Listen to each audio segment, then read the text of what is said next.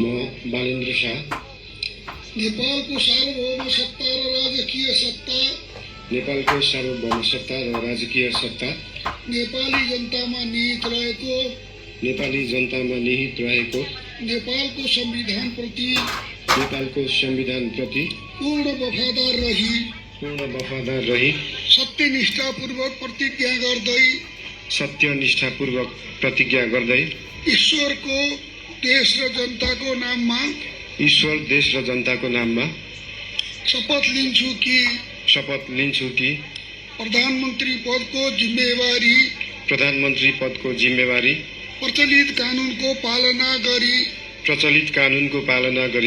मुलुक र जनताको भलो चिताई कसैको डर नमानी पक्षपात नगरी पूर्वाग्रह वा खराब भावना नलिई ईमानदारीका साथ गर्नेछु र आफ्नो कर्तव्य पालनको सिलसिलामा आफूलाई जानकारीमा आएको कुरा म पदमा बहाल रहँदा वा नरहँदा जुनसुकै अवस्थामा पनि प्रचलित कानूनको पालना गर्दा बाहेक अरू अवस्थामा कुनै किसिमबाट पनि प्रकट वा संकेत गर्ने छैन।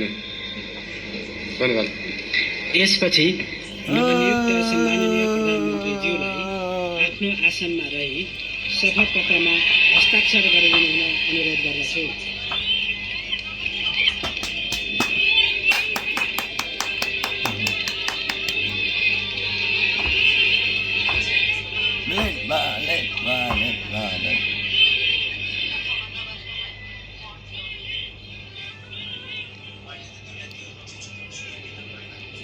सम्माननीय प्रधानमन्त्री श्री बालेन्द्र शाहज्यूबाट प्रधानमन्त्री पद तथा गोपनीयताको शपथ लिने काम सम्पन्न भएको छ।